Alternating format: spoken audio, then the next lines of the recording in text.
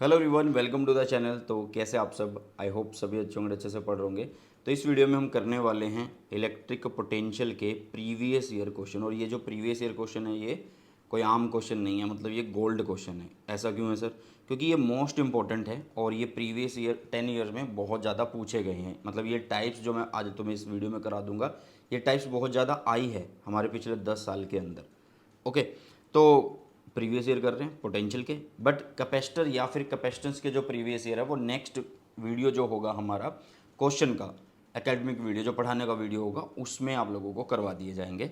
ठीक है, तो ये मत कमेंट करने लग जाना कि सर सिर्फ आपने पोटेंशियल के कराए हैं। भाई पहले हम पोटेंशियल कर रहे हैं फिर कैपेसिटेंस करेंगे। ऐसा क्यों कर रहा हूँ मैं? क्योंकि वीडियो ज़्यादा बड़ा ना हो। मैं सोच रहा हूँ कि 25-30-35 मिनट के अंदर हम इस वीडियो को ख़त्म कर दें। अगर हम एक ही वीडियो में करेंगे तो 70-80 मिनट का एक वीडियो बन जाएगा, फिर बच्चों को देखने में दिक्कत होती है कि यार इतना लंबा वीडियो है।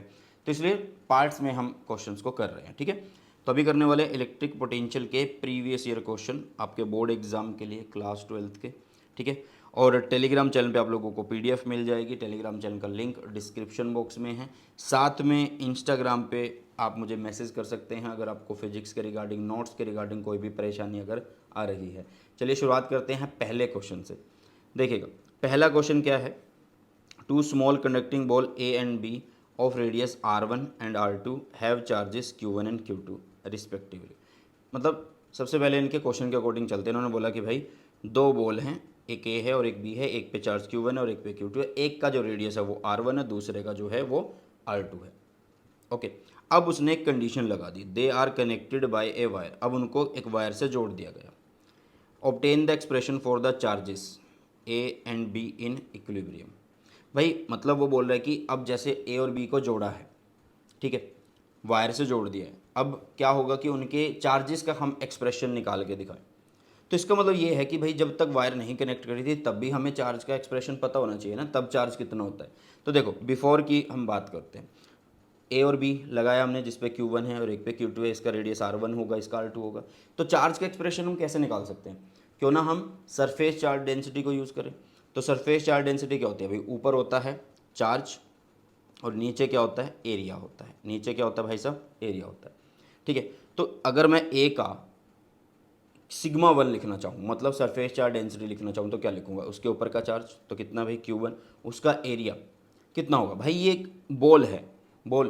भाई कई बच्चे ये बोलेंगे कि ये कैसा है, कि सॉलिड है। कई बच्चे बोलेंगे कि ये मतलब होलो है। अरे भाई आप क्या करो, स्फेयर का एरिया लेके चलो, क्योंकि वो स्फेयर की फॉर्म में होंगे, है ना। तो एरिया कितना लिखेंगे भाई? 4πr स्क्वेयर से लिखते हैं, है ना। तो यहाँ पे अगर मैं फर्स्ट का लिखना चाहूँ तो उसके ऊपर चार्ज कितना है? Q1 है और उसका एरिया जो बनेगा 4πr1 का स्क्वायर बनने वाला है। सिमिलरली सेकंड वाले का क्या बनेगा? सिग्मा 2 अगर मैं निकालना चाहता हूँ तो Q2 अपॉन में कितना हो जाएगा? 4πr2 का स्क्वायर हो जाएगा। ठीक है, तो यहाँ से तो मैं Q1 और Q2 की वैल्यू निकाल लूँगा। कैसे? क्योंकि सिग्मा 1 सिग्मा 2 अगर मैंने निकाल लिया तो मैं क्रॉस मल्टीप्लाई करके Q1 एंड Q2 की वैल्यू को फाइंड आउट कर लूँगा, जो कि आप लोगों के पास आ चुकी है। अब बात हुई कि उसने कंडीशन दे दी है कि उनको अब वायर से कनेक्ट कर दिया। अब ये वायर से कनेक्ट कर दिया। अब ध्यान से सुनना यार, शुरू में जो चार्ज है वो कितना है? एक पे Q1 है, दूसरे पे Q2 है। तो अभी टोटल चार्ज कितना हो जाएगा? क्योंकि यार वो कनेक्शन जुड़ चुका है। इस बॉल, मान लो ये एक बॉल है, ये एक बॉल है, उन दोनों का कनेक्शन जुड़ चुका है, तो उनका चार्ज भी तो ऐड हो जाएंगे। उनके चार्ज क्या हो जाएंगे? ऐड हो जाएंगे। तो टोटल चार्ज मैंने यहाँ पे मान लिया कितना? Q। और वो कितना हो गया? Q1 प्लस में Q2 हो गया। अब मुझे ये बताओ कि पहले ये ए और बी अलग अलग थे, अब इनको जोड़ दिया गया किसी एक वायर की हेल्प से। तो ये एज ए जो मतलब इनका जो अभी हम ये बोल सकते हैं कि जो एरिया बनने वाला है, अगर हम देखें टोटल जो एरिया बनेगा वो कैसा बनने वाला है। ठीक है, मतलब हम इस तरीके से नहीं सोच रहे हैं कि भाई हम क्या कर रहे हैं कि दोनों को जोड़ दिया तो वो कंप्लीट एक बन गया है। ऐसा नहीं है, ऐसा नहीं है। मैं पहले ही क्लियर कर दूं। अब जैसे हमने क्या किया है, दोनों को वायर से जोड़ा है, तो हम एक की सिग्मा 1 नहीं निकाल सकते, एक की सिग्मा 2 नहीं निकाल सकते। क्यों नहीं निकाल सकते? क्योंकि हमें चार्जेस का एक्सप्रेशन चाहिए ना, चार्जेस का एक्सप्रेशन चाहिए। तो हम यहाँ पे क्या करेंगे, सीधा हम बताएंगे कि टोटल एरिया कितना होगा। भाई इसका एरिया कितना था? 4πr1 का स्क्वायर था। इसका एरिया कितना था? 4πr2 का स्क्वायर था। मैं दोनों को ऐड कर दूंगा, मुझे टोटल एरिया पता लग जाएगा। तो मैंने टोटल एरिया निकाल लिया दोनों को ऐड करके। अब मैं टोटल सिग्मा निकाल सकता हूँ। तो वो क्या होता है? चार्ज बाय में एरिया। तो टोटल चार्ज कितना है? Q1 plus Q2। एरिया कितना? ये रहा। अब आप देखो यार, अब हमारा जो Q1 डैश है और Q2 डैश है वो कौन है? भाई वायर अगर आपने लगाई है तो इनके ऊपर चार्जेस जो है अदला बदली हुई होगी, है ना, आदान प्रदान हुआ होगा चार्जेस का, तो उस टाइम पे इस पे कुछ चार्ज हो सकता है और इस पे कुछ और चार्ज हो सकता है, तो इन चार्जेस की वैल्यू निकालनी है। तो चार्ज कैसे निकालते हैं भाई? सिग्मा इनटू में एरिया मल्टीप्लाई करके। तो सिग्मा हमने निकाल लिया, ये रहा एरिया, एक का एरिया कितना होगा वो लिख दिया। सिमिलरली हम Q2 निकाल सकते हैं। तो इस तरीके से आप लोगों को ये करना था भाई सब। अच्छा यहाँ पे डैश लिखो, डैश, ठीक है, Q2 डैश। तो समझ में आया पहला क्वेश्चन, और ये 2023 में ही आया था बेटा जी। सेकंड क्वेश्चन की तरफ चलते हैं। सेकंड क्वेश्चन क्या कहता है, सुनिएगा ध्यान से।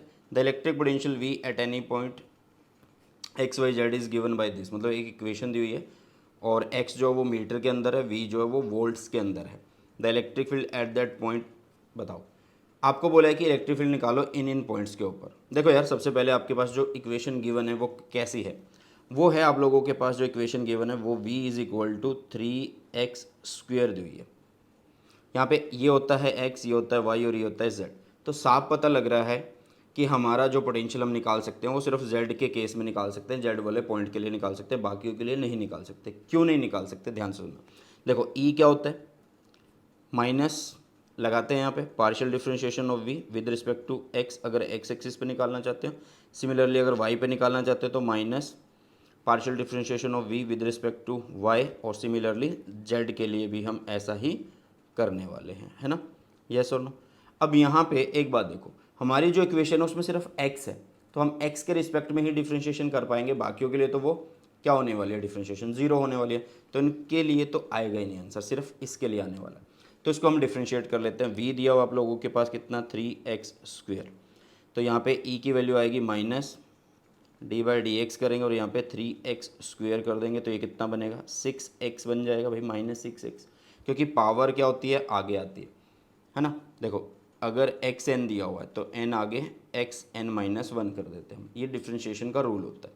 तो यहाँ पे -6x आ चुका है और x की वैल्यू यहाँ पे कितनी दी है, 1, तो x की वैल्यू 1 करेंगे तो आंसर इज -6, ठीक है। तो -6 हमारा आंसर आ चुका है, और माइनस क्या शो कर रहा है कि नेगेटिव x एक्सिस में हमारा इलेक्ट्रिक फील्ड है, ठीक है। चलिए नेक्स्ट, यहाँ पे ये दिया हुआ है, आपको बताना था, मतलब ड्रॉ करना था क्या, इक्विपोटेंशियल सरफेस आपको ड्रॉ करना था। इक्विपोटेंशियल सरफेस किसकी वजह से, डाइपोल की वजह से। डाइपोल में दो सिरे होते हैं, एक पॉजिटिव है एक नेगेटिव, ठीक है। तो सबसे पहले आपको कुछ नहीं करना, सबसे पहले आप क्या करो, पॉजिटिव एंड नेगेटिव से जो फील्ड लाइंस जा रही हैं उनको बना लो। तो पॉजिटिव से फील्ड लाइंस निकलती हैं, ठीक है, और नेगेटिव में एंटर करती हैं, ये बना लो। अब उसके बाद क्या करना आप लोगों को, उसके बाद इक्विपोटेंशियल सरफेस को बनाना है। कैसे बनाएंगे, ये एक सिंगल चार्ज है, जैसे ये मान लो एक सिंगल चार्ज, जस्ट मान लो, तो इसके चारों ओर हमें एक सर्कल बनाना है, इसे, ये हमारा इक्विपोटेंशियल सरफेस है। फिर एक और सर्कल बनाएंगे तो वो हमारा दूसरा इक्विपोटेंशियल सरफेस है, फिर एक और बनाएंगे, तो ऐसे करते करते ये जो डॉटेड हैं ये हमारे क्या हैं, इक्विपोटेंशियल सरफेसेस है। सिमिलरली आप पॉजिटिव चार्ज के लिए बनाओगे, सिमिलरली आप नेगेटिव चार्ज के लिए बनाओगे। एक चीज़ का ध्यान रखना, और वो क्या है कि भाई देखो यहाँ पे ये इक्विपोटेंशियल सरफेस जो है बिल्कुल पास पास है, यहाँ से ये दूर होते जा रहे हैं एक दूसरे से, ठीक है। क्यों? क्योंकि जब इलेक्ट्रिक जहाँ पे स्ट्रॉन्ग इलेक्ट्रिक फील्ड है ना, वो वहाँ पे ये पास पास होते हैं, जहाँ पे वीक है, उतना अच्छा नहीं है इलेक्ट्रिक फील्ड, स्ट्रेंथ कम है, तो वहाँ पे ये दूर दूर होते हैं। E = -dV/dr, या फिर आप बोल सकते हो कि V = Q/4πε0r, ऐसे भी पढ़ सकते हो। डिस्टेंस जैसे जैसे बढ़ता जाएगा पोटेंशियल कम होती रहेगी, या डिस्टेंस कम होगा पोटेंशियल ज़्यादा होगी, ठीक है। तो बस किस चीज़ का ध्यान रखना है कि ये इस तरीके से दूर बनेंगे, बस ये ध्यान रखना आप लोगों को, समझ आया। चलिए, तो ये हो गई बात किसकी भाई, इक्विपोटेंशियल सरफेस की डाइपोल के लिए। ऐसा ही किसी पॉजिटिव चार्ज के लिए आ सकता है या नेगेटिव चार्ज के लिए आ सकता है, ठीक है। तो ये देखो हम, अच्छा ये क्वेश्चन आपका 19 और 17 में आया हुआ है, पहले वाला क्वेश्चन आपका टर्म फर्स्ट में आया था 21-22 के अंदर, ठीक है। चलो ये 2020 में है। यहाँ पे क्या बोला है, draw equipotential surface due to an isolated point charge. Isolated मतलब अकेला चार्ज है, नेगेटिव। तो सबसे पहला काम आप लोग को क्या करना है, इससे फील्ड लाइंस जो होती हैं वो बनानी है सबसे पहले, और इसने मेंशन भी किया है, depict the electric field lines, 2020 में आया था क्वेश्चन। तो माइनस है, ये माइनस है तो इसका मतलब इसमें नेगेटिव के लिए जो फील्ड लाइंस होती है वो अंदर आती हैं, नेगेटिव के लिए जो फील्ड लाइंस होंगी बेटा वो अंदर आएंगी, ठीक है। अब उसके बाद क्या करना, आपको सर्कल बनाने हैं, और ये सर्कल जो होंगे वही हमारे क्या होने वाले हैं, वही हमारे इक्विपोटेंशियल सरफेस होने वाले हैं। ठीक है, एक चीज़ का ध्यान रखना कि जो इक्विपोटेंशियल सरफेस है और जो हमारा इलेक्ट्रिक फील्ड है उनके बीच में जो एंगल होता है वो परपेंडिकुलर होता है। क्या होता है? परपेंडिकुलर होता है। मतलब तुम ये बोल सकते हो कि electric field lines and equipotential surface are normal, कि वो एक नॉर्मल होते हैं, मतलब एक दूसरे के नॉर्मल। मतलब ये इस पे भाई ये इलेक्ट्रिक फील्ड लाइन्स हैं, ये इलेक्ट्रिक फील्ड लाइन्स है, ये सरफेस है, कौन सा? इक्विपोटेंशियल, तो इनके बीच में एंगल 90 नॉर्मल होते हैं। ठीक है, चलो नेक्स्ट क्वेश्चन आया, क्यूब के ऊपर क्वेश्चन है जो कि पहले भी बहुत बार आया है। ठीक है, और ये अभी रिसेंट का मैंने क्वेश्चन लिखा 2020 का। यहाँ पे बोला है कि एक क्यूब है जिसकी साइड 20 सेंटीमीटर है, जिसको रखा गया है in a region as shown in figure, जैसा कि चित्र में दर्शाया गया है। इस तरीके से क्यूब को रखा गया है। An electric field E exist in the region such that the potential at a point is given by this. अब उन्होंने बोला कि यहाँ पे इलेक्ट्रिक फील्ड लाई करता है। ठीक है, बट यहाँ पे इलेक्ट्रिक फील्ड की वैल्यू या डायरेक्शन नहीं दी हुई, हमें सिर्फ पोटेंशियल दिया हुआ है। पोटेंशियल की जो वैल्यू है वो मतलब इक्वेशन है वो यहाँ पे आप देख सकते हैं कि v इज इक्वल टू कितना है 10x+5 है। ठीक है, जहाँ पे बता दिया है कि v जो है हमारे पास वो वोल्ट के अंदर है, x जो है हमारा मीटर के अंदर है। अब वो पहले पार्ट में क्या बोल रहा है कि आप लोगों को फाइंड आउट करना है इलेक्ट्रिक फील्ड। तो इलेक्ट्रिक फील्ड यार बहुत सिंपल है, वही इक्वेशन को हम यूज़ करेंगे। कौन सी equation? E is equal to minus partial differentiation of v with respect to x कर देंगे। x के रिस्पेक्ट में क्यों कर रहे हो भाई? इस इक्वेशन में ही x दे रखा है, y और z में करने का फ़ायदा ही नहीं है। ठीक है, कि वो ऑटोमेटिकली ज़ीरो होने वाला है, तो सिर्फ x के रिस्पेक्ट में कर लेते हैं, बात ही खत्म हुई। तो यहाँ पे जैसे हम x के रिस्पेक्ट में करेंगे तो हमारे पास क्या आने वाला है? देखो यहाँ से बन जाएगा हमारे पास e is equal to minus 10 के साथ x है तो उसकी डिफरेंशिएशन 1 होने वाली है, तो -10 बच जाएगा क्योंकि +5 की जो है वो कांस्टेंट है, डिफरेंशिएशन हो जाएगी 0। तो यहाँ पे आ गया -10 आया। अब ध्यान से सुनना, ये -10 क्या है भाई? e जो है वो माइनस की तरफ है। माइनस मतलब भाई ये जो 10 है ना, ये तो वैल्यू आ गई, मैग्नीट्यूड आ गया। मैं ऐसा लिख के बताता हूँ तुम्हें, इसको अब ऐसा लिख दो, -10 आई कैप लिख दो। एक्स एक्सिस में क्या होता है? आई कैप होता है। ठीक है, यहाँ क्या होता है भाई? जे कैप होता है। यहाँ क्या होता है? के कैप होता है। लेकिन अगर ये माइनस में आ रहा है तो ये क्या शो कर रहा है कि भाई इलेक्ट्रिक फील्ड इधर है। ये माइनस में आया तो इसका मतलब इलेक्ट्रिक फील्ड तो इधर है, इलेक्ट्रिक फील्ड इधर है। ठीक है, चलो तो हमारा पहला पार्ट जो है वो हो चुका है बिना किसी परेशानी के।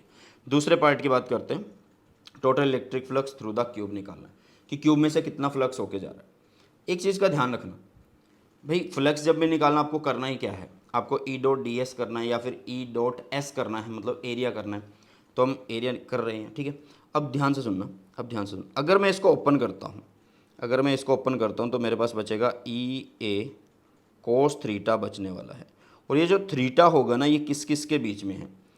E एंड A के बीच में है, E vector and A vector के बीच में। अब E कहाँ जा रहा है भाई? E जा रहा है ऐसे जा रहा है। E यहाँ से बाहर आ रहा है तो इसका मतलब ऐसे जा रहा है ना। इतनी बात तो समझ में आई है। अब एक चीज़ को देखना कि भाई अगर मैं इस एरिया के लिए निकालना चाहता हूँ तो ई तो ऐसे जा रहा है, एरिया इधर जा रहा है। ठीक है, दोनों के बीच में एंगल 90 डिग्री। ठीक है, तो 90 cos 90 इज 0। तो भाई ये मेरे किसी काम का नहीं है। सिमिलरली मेरे ये किसी काम का नहीं होगा क्योंकि इसका एरिया वेक्टर नीचे, इलेक्ट्रिक फील्ड इधर, वो 90 डिग्री। ठीक है, पीछे वाले की बात करते हैं, उधर वाले की। भाई इलेक्ट्रिक फील्ड इधर जा रहा है, उसका एरिया वेक्टर उधर है, तो उसके बीच में एंगल 90 डिग्री, तो वो भी मेरे किसी काम का नहीं है। इधर वाले की बात करते हैं जो अपनी साइड है, वो भी किसी काम का नहीं। सिर्फ आपके कौन सा काम का है भाई? फ्लक्स तब माना जाता है ना जब फील्ड लाइंस परपेंडिकुलरली पास करती हैं। तो किस में से परपेंडिकुलर पास कर रही है? इस फेस में से कर रही है और इस फेस में से पास कर रही है। ठीक है, इन फेस में से जो है भाई फील्ड लाइंस पास कर रही हैं, तो इनको ही हम यूज़ करेंगे। अब ध्यान से देखना, इस फेस की अगर मैं बात करूँ, ठीक है, इस फेस की अगर मैं बात करूँ तो इस फेस में जो एरिया वेक्टर होगा वो इधर होगा और इलेक्ट्रिक फील्ड जो है वो इधर है। ठीक है, तो यहाँ पे जो थीटा की वैल्यू होगी वो 180 डिग्री आने वाली है, क्योंकि भाई इलेक्ट्रिक फील्ड तो ऐसे एंटर कर रहा है, एरिया वेक्टर इधर होगा, ऑब्जर्वर की तरफ होता है। अब मैं इधर से अगर देखना शुरू करूँगा, इलेक्ट्रिक फील्ड इधर ही आ रहा है और साथ में ए भी इधर ही आ रहा है, तो यहाँ पे इस फेस के लिए जो थीटा होने वाला है वो 0 डिग्री होगा। ठीक है, मैं इसको फर्स्ट फेस बोल देता हूँ, ये वाला, और ये वाला हमारा सेकंड फेस हो जाएगा। ठीक है, तो फर्स्ट फेस के लिए अगर मैं फाई निकालता हूँ तो कितना बनने वाला है? E.s करते हैं, E एस कोस थीटा बन जाता है और कोस थीटा दो, मतलब थीटा हमारे पास दो आ रहे हैं, एक 180 आ रहा है और एक 0 आ रहा है ना। तो पहले फेस के लिए अगर मैं फ्लक्स निकालता हूँ तो वो कितना बनेगा, ई ए बन जाएगा। दूसरे के लिए मैं निकालता हूँ तो वो कितना बनेगा भाई, वो ई ए बनेगा बट माइनस का बनेगा, क्योंकि उसमें कोस 180 आया, कोस 180 इज -1। तो अगर मैं टोटल निकालता हूँ, क्या निकालता हूँ, टोटल निकालता हूँ, तो टोटल में क्या करना पड़ेगा, मुझे इनको ऐड करना पड़ेगा। हाँ जी, टोटल में इनको ऐड करना पड़ेगा ना। तो ऐड अगर करता हूँ मैं तो 5 1 प्लस 5 2 करूँगा, और एक प्लस का एक माइनस का है, तो साफ पता लगा कि आंसर कितना आएगा, आंसर हमारे पास 0 आएगा। यहाँ पे कितना आंसर आ जाएगा भाई, 5 की वैल्यू यहाँ पे 0 आने वाली है। पहले मेंशन आंसर मेंशन कर रखा है, तो आंसर हमारा सही है। ठीक है, कोई बड़ी बात नहीं है इन क्वेश्चन पे, सिर्फ आप लोगों को वन शॉट देखा हुआ होना चाहिए, मतलब ये थ्योरी इसकी आनी चाहिए। मैंने ऑलरेडी वन शॉट करवा दिया, प्लेलिस्ट बनी हुई है, आप देख सकते हैं, नहीं तो आप यूट्यूब पे लिखिए चैप्टर का नाम, पीछे मेरा नाम लिख दीजिए, सुनील जांगड़ा सर, ठीक है, मिल जाएगा। नेक्स्ट क्वेश्चन की तरफ बढ़ते हैं। एक बहुत ही आसान क्वेश्चन और बहुत बार ये आता भी है, ठीक है, और पहले ये 15 और 14 मतलब 14 जो साल था उसके अंदर आए हुए थे। तो यहाँ पे बोला क्या गया है, देखो इन्होंने बोला figure shows the field lines on A positive charge. यहाँ पे एक पॉजिटिव चार्ज है, उसकी फील्ड लाइन शो हो रही है, ठीक। Is the work done by the field in moving a small positive charge from Q to P, positive और नेगेटिव। भाई क्यू से पी तक एक चार्ज को मूव कराना है बाय द फील्ड, ये बोल रहे हैं। ध्यान से सुनो, एक बार अगर मैं देखूं इसको, अगर मैं दोबारा से इधर बनाने की कोशिश करूं, या इधर कर लेते हैं, हम इसको इधर कर लेते हैं, ठीक है। ध्यान से देखना भाई, अगर इन्होंने बोला है कि क्यू से पी पे, मान लो इन क्यू से पी पे बोला, और कैसा चार्ज है, moving a small positive charge.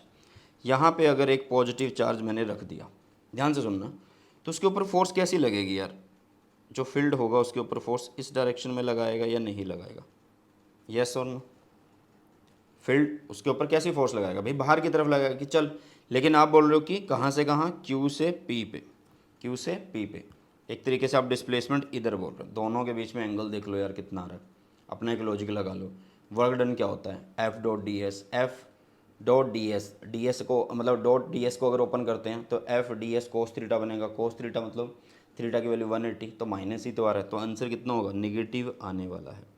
ये एक जस्ट कॉन्सेप्ट है, लेकिन पता लग रहा है, वैसे भी साफ पता लग रहा है कि इलेक्ट्रिक फील्ड फोर्स इसको लगाएगा और भगा देगा, लेकिन हम चाहते हैं इसको ऐसे अपोजिट लाना, तो इलेक्ट्रिक फील्ड के अपोजिट बोल रहे हैं तो कॉमन से पता है नेगेटिव आंसर आने वाला है।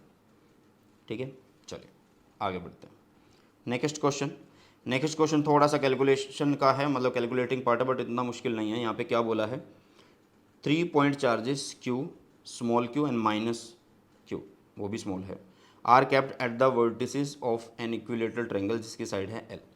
भाई ये एल है, ये एल है, ये एल है, तो क्या बोला है यहाँ पे, क्या रखा हुआ है, एक चार्ज रखा है क्यू, यहाँ पे रखा है स्मॉल क्यू, यहाँ पे माइनस स्मॉल क्यू, ठीक है।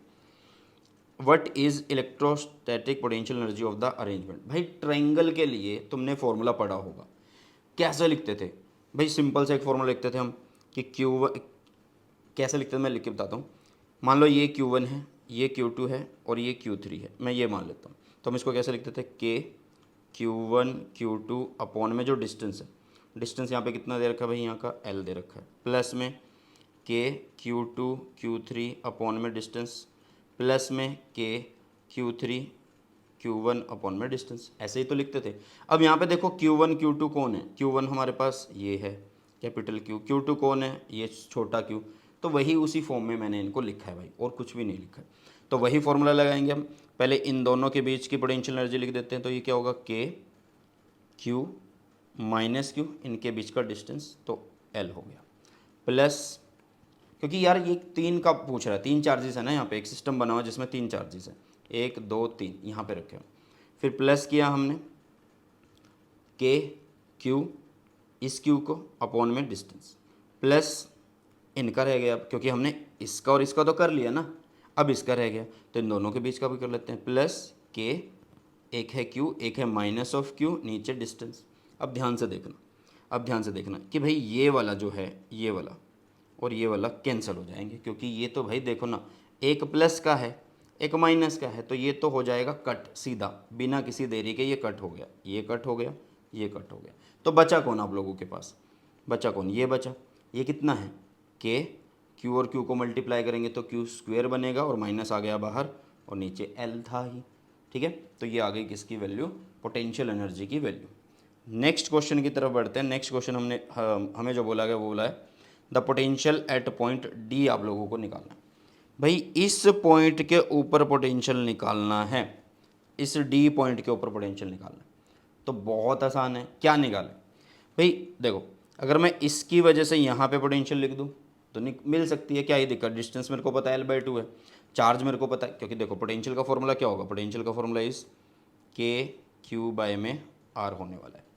तो अगर मैं इस चार्ज की वजह से लिखना चाहता हूँ यहाँ पे तो कितना लिखूँगा, C की वजह से मैं VC लिखूँगा, इसको कितना हो जाएगा ये KQ/में L/2 2 चला गया ऊपर। सिमिलरली मैं B की वजह से लिखना चाहता हूँ तो वो कितना होगा -2KQ/में L, क्योंकि वहाँ का चार्ज इज नेगेटिव और दोनों सेम डिस्टेंस पे हैं, किस पॉइंट से, D पॉइंट से, तो आप उसको ऐसे लिख सकते हैं। ये हो गया, ठीक है। तो अब इसकी वजह से भी यहाँ पे निकालना है, अब इसकी वजह से यहाँ पे, तो पहली बात हमें ये डिस्टेंस पता होना चाहिए। ये एक राइट एंगल ट्रायंगल बन रहा है, देखो ये क्या बन रहा है, एक राइट एंगल ट्रायंगल बन रहा है, जिसमें क्या है भाई, ये 90 डिग्री है, ये एक एंगल बन जाएगा, तो इस एंगल के सामने ये परपेंडिकुलर, ये बेस हो गया, ये हाइपोटेनस होगी। तो पहले इसको फाइंड आउट करना है, किसको, इसको, इस परपेंडिकुलर को हमें फाइंड आउट करना है। हमें पाइथागोरस थ्योरम पढ़ी होगी छोटी क्लासेस में, तो क्या होता है, हाइपोटेनस का square is equal to base का स्क्वायर प्लस परपेंडिकुलर का स्क्वायर, यही होता है ना।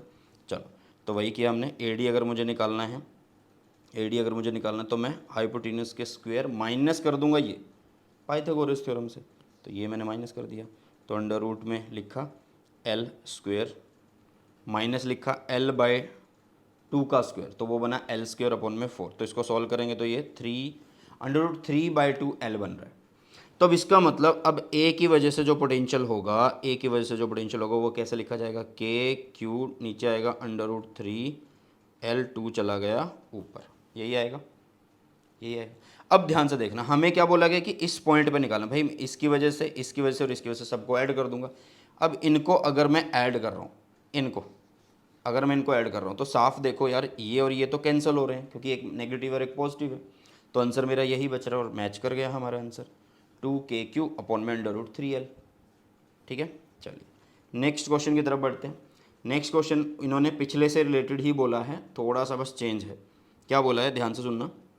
इन्होंने बोला है 2 point charges Q1 and -Q2 are placed at distance R apart. Obtain the expression for the amount of work done to place a third charge Q3 at the midpoint of the line joining the two charges.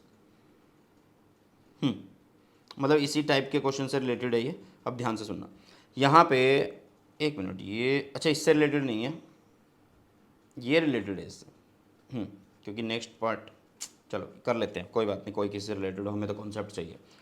ये Q1 है, ये Q2 है। Q2 को ऐसा है minus का है, negative है तो नेगेटिव लगा दे, दोनों एक दूसरे से R डिस्टेंस पे। अब इन्होंने बोला क्या है, आपको एक्सप्रेशन निकालना है for the amount of work done to place a third charge Q3 at mid point of the line joining the two charges. भाई तीसरा चार्ज हम लेके आ रहे हैं, यहाँ पे मान लो मैं एक तीसरा चार्ज रख रहा हूँ, इसने मिड पॉइंट बोला है, तो इसका मतलब ये R/2 और R/2 पे हम जाके इसको रख रहे हैं। भाई जैसे ही मैं तीसरा चार्ज यहाँ पे रख रहा हूँ, उस तीसरे चार्ज का नाम इन्होंने खुद बोला है कि Q3 रख लो, इन्होंने Q3 बोला है कि Q3 रखो, बड़े वाला कैपिटल Q। मान लो ये मैं तीसरा चार्ज ला रहा हूँ Q3, तो मुझे काम करना पड़ेगा।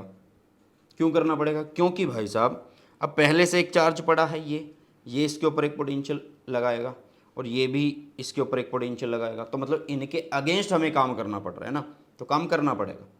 ठीक है, तो कैसे कर सकते हैं हम, देखो यार जो हमारा काम होगा वो कुछ ऐसे लिखा जाएगा कि भाई सबसे पहले हम लिखेंगे potential due to first charge, ठीक है, किसके ऊपर लगेगी, Q3 के ऊपर।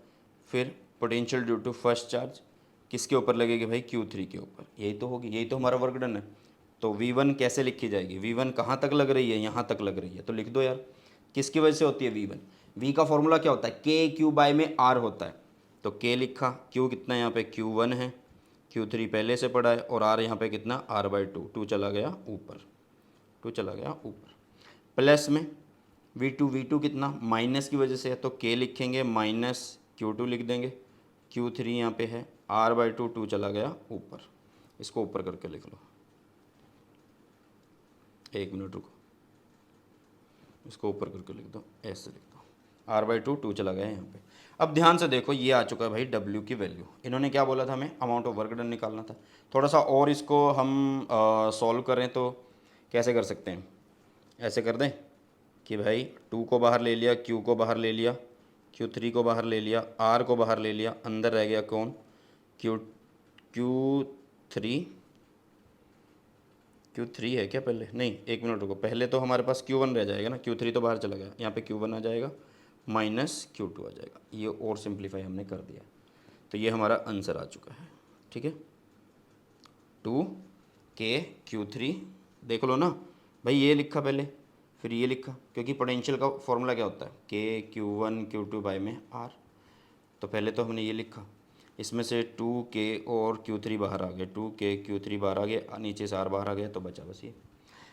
चलो ये आता 2020 के अंदर। नेक्स्ट क्वेश्चन क्यों करते हैं भाई, at what distance from charge plus Q1 on the line joining the two charges will this work done will be zero. यहाँ पे जो वर्क डन हमने निकाला है, यहाँ पे हमने जो वर्क डन निकाला है, ये उसको बोल रहे हैं कि ये कहाँ पे जीरो होगा, ये आप लोग बताओ।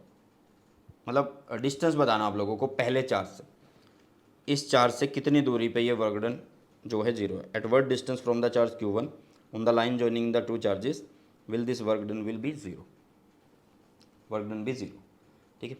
अब हम क्वेश्चन वही है, लेकिन कॉन्सेप्ट थोड़ा सा बदल दिया कि इस पॉइंट से बताओ कितनी दूरी पे होगा वर्क डन जीरो। तो भाई मैं इस पॉइंट को मान लेता हूँ कितना, ये x है, तो नेक्स्ट वाला जो हुआ वो कितना हुआ, r माइनस एक्स हो गया। कितना हो गया यहाँ तक, ये r माइनस एक्स हो जाएगा। तो काम वही करना है, काम वही करना, वैसे का वैसा ही हमें सब कुछ लिखना है, पोटेंशियल भी वैसे का वैसे लिखना है, क्योंकि जब हम थर्ड चार्ज को लेके आ रहे हैं तो कोई ना कोई काम कर रहे हैं ना, कोई ना कोई काम कर रहे हैं, ठीक है। बस फ़र्क क्या आ जाएगा, सुनो, जैसे मान लो मैं यहाँ पे कोई तीसरा चार्ज लेके आ रहा हूँ, कोई भी तीसरा चार्ज, ठीक है, तो उसको उस टाइम पे आप वर्क डन कैसे लिखोगे, आप लिखोगे W, आप लिखोगे यहाँ पे K, पहला चार्ज Q1, क्योंकि इसकी वजह से यहाँ पे पोटेंशियल लगेगा, Q1 बाय में क्या है x डिस्टेंस कितना, और यहाँ पे आ गया Q3, फिर प्लस हो गया, फिर क्या है K माइनस ऑफ Q2, ठीक है, और Q3 नीचे आ गया R माइनस एक्स। अब ऐसे लिखोगे ना, पहले की तरह ही लिखोगे, सेम टू सेम। बस पहले क्या था कि डिस्टेंस वो मिड बोल रहा था, मिड था तो आधा आधा हमने कंसिडर कर लिया था, R/2 यहाँ पे हम वो स्पेशल मेंशन कर रहे हैं कि भाई इस चार्ज से कितनी दूरी पे, तो उसको मान लिया हमने, x मान लिया, तो ये x आ गया, ये R माइनस एक्स हो गया, ठीक है, बाकी बचा इस R माइनस एक्स, ठीक है। अब उसने बोला कि ये कब जीरो हो जाए, तो इसका मतलब वर्क डन की वैल्यू वो बोल रहा है कि ज़ीरो हो जाए। तो इसका मतलब ये है कि मैं इन दोनों को बराबर लिख सकता हूँ कि K Q1 Q3 upon x is equal to, मैं लिख सकता हूँ K Q2 Q3 अपॉन में R माइनस एक्स में लिख सकता हूँ। अब ध्यान से देखना भाई, Q3 से Q3 कैंसिल हो जाएगा, K से K कैंसिल हो जाएगा, बचा कौन, Q1 बाय में x, यहाँ पे कौन बचा, Q2 बाय में R minus x, cross multiply करो तो एक हो जाएगा Q2x, एक हो जाएगा Q1R माइनस Q1x हो जाएगा। मतलब ये बचने वाला आप लोगों के पास Q2 प्लस Q1, यहाँ पे आ गया x और यहाँ पे आ गया Q1R, तो x की वैल्यू इज़ Q1R अपॉन में Q1 प्लस में Q2 हम लिख देंगे, Q1 प्लस Q2, ठीक है, सिंपल है, वही है, सिर्फ आप लोगों को एक कॉन्सेप्ट आना चाहिए। और ये कॉन्सेप्ट तब आएंगे जब आपने थ्योरी पढ़ रहे हो, क्योंकि ऑलरेडी मैं बोल रहा हूँ कि भाई वन शॉट जो है वो अपलोड हो गए हैं, तो उनको देख लेना, ठीक है। चलिए नेक्स्ट क्वेश्चन की शुरुआत करते हैं। आंसर यहाँ पे अब क्या आएगा इस क्वेश्चन का, -0.09 जूल आने वाला, बट कैसे देख लेते हैं एक बार। इन्होंने बोला 3 point charges plus 1 microcoulomb minus 1 microcoulomb and plus 2 microcoulomb are initially infinite distance apart. मतलब ये इनफाइनाइट पे रखे हुए हैं, ठीक है। Calculate the work done in assembling these charges at the vertices of an equilateral triangle of side 10 centimetre. अरे भाई ट्रायंगल वाला केस लगाना है, सिंपल सी बात है कि एक ट्रायंगल लिया यहाँ पे, ठीक है, ये एक ट्रायंगल हमने लिया, एक चार्ज रख दिया Q1 जिसकी वैल्यू कितनी है +1 माइक्रोकुलम चार्ज, दूसरी की वैल्यू रख दी Q2 जो कितना है -1 माइक्रोकुलम चार्ज, और Q3 की वैल्यू हमने रख दी 2 माइक्रोकुलम चार्ज, हाँ प्लस का 2 माइक्रोकुलम चार्ज, और सबकी साइड यहाँ पर 10 है, 10 सेंटीमीटर है, ये याद रखना बस, सेंटीमीटर सेंटीमीटर। ठीक है, अब ध्यान से देखो यार, अब ध्यान से देखो। अब अगर तुम्हें देख यहाँ पर डिस्टेंस देखना है, ये डिस्टेंस देखना, ठीक है, सबका बराबर है, तो एक बार इस आर को देखो, ये सेंटीमीटर में दिया हो, तो अगर मैं इसको मीटर में निकालना चाहता हूँ तो 10/100 कर देता हूँ, तो मेरे पास मीटर में आ जाएगा। ठीक है, तो ट्रायंगल के लिए मतलब 3 चार्जेस के लिए क्या आता है भाई फॉर्मूला किसका? The work done in assembling these charges eight the vertices of an equilateral triangle. तो वो वही होगा जैसे पोटेंशियल एनर्जी का होता है। कैसे होता है? जैसे पोटेंशियल एनर्जी का होता है। ठीक है, तो भाई आप क्या करो, यहाँ पे पोटेंशियल एनर्जी लगा निकाल लो और लास्ट में आप माइनस लगा देना, या फिर सीधा कर लो यार, वर्क डन निकालना है तो वर्क डन क्या होगा, पहला चार्ज लेके आए तो कोई काम नहीं करना पड़ा, इन्फिनिटी से आ रहे, दूसरा लेके आए तो काम करना पड़ेगा, है ना, दूसरा चार्ज लेके आए तो काम करना पड़ेगा। ये जब चार्ज लेके आए क्यों करना पड़ेगा? क्योंकि भाई ये चार्ज पहले से रखा होगा, फिर इसके ऊपर ये पोटेंशियल लगा रहा है, तो ये बन जाएगा के Q1 Q2 बाय में R आ गया, ये W2 है। अब जब W3 हमने निकाला, अच्छा W1 को भी लिख देता हूँ, वो 0 है। ठीक है, W3 जब हम निकालेंगे तो वो कितना होगा भाई, W3 वो कितना होगा, W3 मतलब तीसरा चार्ज जब लेके आए तो भाई ये भी पोटेंशियल लगा रहा है और ये भी पोटेंशियल लगा रहा है, तो आप यहाँ पे क्या लिखोगे इसको, के Q1 Q3 अपॉन में डिस्टेंस प्लस के Q1 Q2 Q3 अपॉन में डिस्टेंस, ये ऐसे होगा। सबको ऐड कर दो, टोटल वर्क डन आ जाएगा। मतलब वही घूम फिर के हमारे पास जो आंसर आने वाला था, वही जो मैंने रिज़ल्ट तुम्हें स्टार्टिंग में ही बता दिया था, वैसा ही रिज़ल्ट तुम्हारे पास आने वाला है। ठीक है, ये आ जाएगा ऐसे। ओके बेटा, ओके। ठीक है, अब ध्यान से देखना भाई, इनमें से सबसे ज़्यादा देखो ध्यान से, के सब में कॉमन है, आर सब में कॉमन है, और बाकी तो कोई कॉमन है नहीं है, तो के बाहर रख लिया, तो जिसकी वैल्यू 9 × 10⁻9 हुई। आर की वैल्यू कितनी हुई, 10/100, 100 चला गया ऊपर। ठीक है, और अंदर रह गया कौन, Q1 Q2 की मल्टीप्लाई करेंगे तो Q1 और Q2 ये रहे, तो -1 आया, -1 10⁻6, ठीक है, इंटू में 1 × 10⁻6।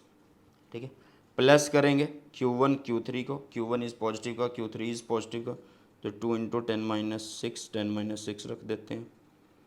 प्लस करेंगे किसको, Q2 और Q3 को, तो वो ऑलरेडी माइनस आने वाला है। कितना आने वाला है भाई, माइनस आने वाला है, क्योंकि एक पॉजिटिव है एक नेगेटिव है। ठीक है, तो ये माइनस आएगा यहाँ पे, और ये बन जाएगा यहाँ पे कितना, 2 10⁻6 10⁻6, ये ऐसे बन जाएगा आप लोगों के पास।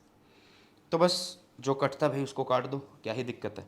आप यहाँ पे देखो, क्या ये चीज़ कट रही है, येस और नो, तो कट दो यार, कट दो, कट दो इसको, इसको इससे कट दो, काट दिया। चलो अब क्या बचा आप लोगों के पास, ये 10 ने इसको काट दिया। ठीक है, तो आपके पास बचा 9 × 10⁻9, साथ में ये एक जीरो थी, तो यहाँ पे 10 लगा दो, और यहाँ पे कितनी ज़ीरो बन रही है, -10 - 12 बन रही है, -10 - 12, तो ये बनी -9 × 10⁻10 -12, तो -2 आ रही है। ठीक है, कितने आ रही है, -2, मतलब -9/100 आ रही है, तो आंसर यही बनेगा। ठीक है, तो वही तरीका है, सिंपल सा, और कोई ख़ास बात नहीं है। ओके, चलो अब करते हैं हमारा नेक्स्ट क्वेश्चन। नेक्स्ट क्वेश्चन क्या दिया हुआ, ध्यान से सुनिएगा। An infinitely large thin plane sheet has a uniform surface charge density, जिसका नाम है plus sigma. Obtain the expression for the amount of work done in bringing a point charge Q from infinity to a point, कोई भी point जो उसने बोला हम मान लेंगे उसको, और उसने बता दिया कि एट डिस्टेंस आर। ठीक है, in front of the charge plane sheet, आप लोगों को ये बोला गया, मतलब एक प्लेन शीट है, उससे कुछ डिस्टेंस आर पे एक पॉइंट पी है, इन्फिनिटी से एक चार्ज को हमें यहाँ पे लेके आना है, और जब यहाँ पे लेके आना है तो भाई उस टाइम पे हमें कितना काम करना पड़ रहा है उसको हमें यहाँ पे बताना है। तो ध्यान से सुनना। तो यार वर्क डन का सिंपल सा फॉर्मूला क्या होगा, चार्ज और साथ में क्या आएगा, पोटेंशियल डिफरेंस। इन्फिनिटी से आ रहे हैं किस पॉइंट पे, पॉइंट पी पे, इस जितने डिस्टेंस आर पे, मतलब ये जो डिस्टेंस आर है ना, जहाँ पे ये जहाँ तक ये आ रहा है वहाँ पे इसको हमने पॉइंट पी मान लिया, तो इसलिए पी पे हम जा रहे हैं इन्फिनिटी से। ठीक है, तो सबसे पहला काम है हमारा पोटेंशियल डिफरेंस निकालना इन्फिनिटी और पी के बीच में। हम कहाँ से आ रहे हैं, इन्फिनिटी से पी पे आ रहे हैं, तो हम V P minus we infinity लिख सकते हैं, है ना, फाइनल माइनस इनिशियल। लेकिन इन्फिनिटी पे हैं तो इन्फिनिटी से भाई कैलकुलेट नहीं कर पाएंगे ना, तो हम क्या करते हैं, काम करते हैं कि हम इन्फिनिटी की बजाय इस पॉइंट पी से चलते हैं इधर की तरफ, ठीक है, इस पॉइंट पी से चलते हैं इधर की तरफ, थोड़ा सा डिस्टेंस चलते हैं डी आर, ठीक है।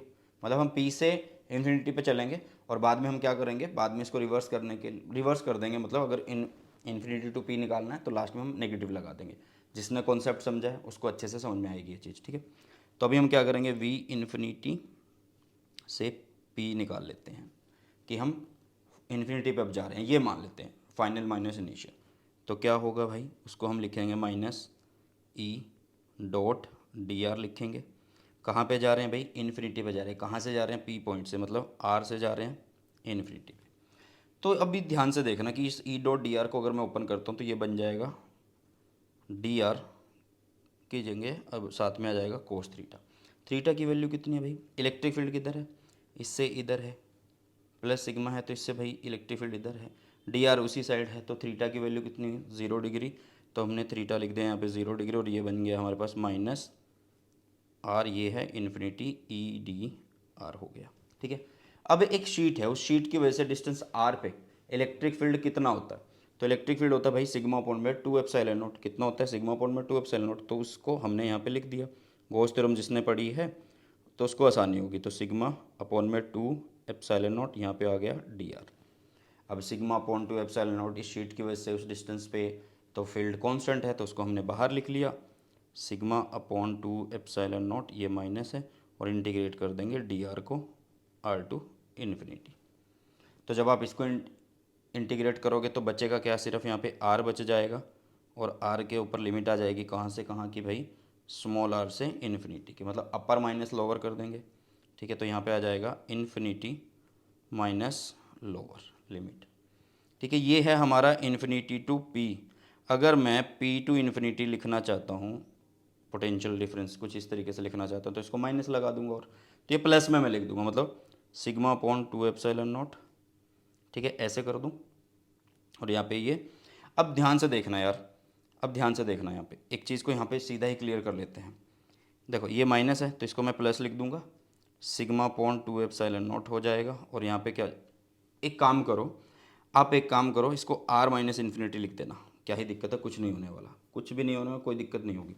अब ध्यान से सुनना, अब भाई इन्फिनिटी में से आर माइनस हुआ है या आर में से इन्फिनिटी माइनस हुआ, कुछ भी हुआ है, ठीक है, बड़े में से छोटा सा माइनस, छोटी सी चीज़ माइनस हुआ है, इन्फिनिटी में से कुछ माइनस हो रहा है, कुछ घटेगा क्या, नहीं घटेगा ना। तो आपको पता लग रहा है कि यहाँ पे V P minus we infinity जो आ रहा है, पॉजिटिव इन्फिनिटी आ रहा है हमारे पास, ठीक है। वो क्या आ चुका है भाई, पॉजिटिव इन्फिनिटी हमारे पास आ चुका है, ओके, यस और नो। तो पॉजिटिव इन्फिनिटी आ चुका है, तो इस पॉजिटिव इन्फिनिटी को भी हम रख देते हैं हमारे यहाँ पे वर्क डन में। तो वर्क डन कितना था, Q इंटू में इन्फिनिटी, तो W कितना आया, इन्फिनिटी। आंसर है ये हमारा, ओके। और ये क्वेश्चन 2017 में आया था। चलिए नेक्स्ट क्वेश्चन की तरफ बढ़ते हैं। नेक्स्ट क्वेश्चन क्या बोला गया है कि एक 3 नैनो कूलम का चार्ज है, इनिशियली ये रेस्ट पे है, at a distance of R1 10 centimetre from this, मतलब 5 कूलम का एक चार्ज है, 5 नैनो कूलम का एक चार्ज है, उससे 10 सेंटीमीटर की दूरी पे एक चार्ज रखा हुआ है 3 नैनो कूलम का, ठीक है। और उसका नाम भी बता दिया है, प्लस वाले का नाम जो 5 रखा है उसका नाम Q है और इसका नाम जो है वो कैपिटल Q है, ठीक है जी। अब इसने बोला the charge Q is moved away to a new position. अब ये न्यू पोजीशन पे चला गया है at R2 15 centimetre. In this process work done by the field is. भाई इसने बोला क्या है, चार्ज Q को मूव कर दिया गया कहाँ पे भाई, इससे 15 सेंटीमीटर की दूरी पे। तो भाई इसका मतलब 5 और सरक गया ना आगे की तरफ, 10 तो पहले से था ही, 5 और आगे गया तो 15 सेंटीमीटर बन गया पूरा, है ना। अब ये बोला कि इस प्रोसेस में क्या वर्क डन हुआ, इस प्रोसेस में क्या वर्क डन हुआ, ये आप लोगों को निकालना है। तो वर्क डन पहले केस के लिए निकाल लो, वर्क डन क्या होगा। तो वर्क डन क्या होने वाला है बताओ, एक है पहले के, फिर ये लिखो Q, दूसरा लिखो ये कैपिटल Q, नीचे हम लिखेंगे डिस्टेंस R।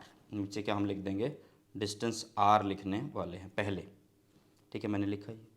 अब उसके बाद ये दूसरी पोजीशन पे पहुंचा दिया इसने इसको, तो अब क्या करेंगे, अब वर्क डन कैसे लिखेंगे, के Q कैपिटल Q, अब डिस्टेंस हो जाएगा 15 सेंटीमीटर, मतलब R2।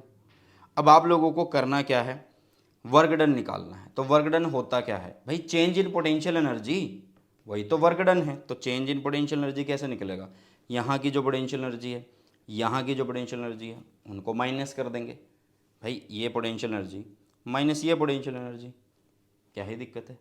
ठीक है, तो इसको पहले इसको लिखेंगे फिर इसको लिखेंगे, क्योंकि देखो अब कई बच्चे सोचेंगे कि पहले R1 को ही माइनस क्यों किया, मतलब पहले R1 क्यों लिखा बाद में R2 क्यों लिखा। भाई ये डिस्टेंस ज़्यादा है तो वहाँ की पोटेंशियल एनर्जी कम होगी, यहाँ की ज़्यादा होगी, क्योंकि डिस्टेंस कम है। तो बड़े में से छोटे वाले को माइनस कर देंगे, तो बड़े वाले में से छोटे वाले को हमने माइनस कर दिया, K बाहर आ जाएगा, स्मॉल Q बाहर आ जाएगा, ठीक है, कैपिटल Q बाहर आ जाएगा, बचेगा कौन सिर्फ अंदर 1/R1 माइनस 1/R2।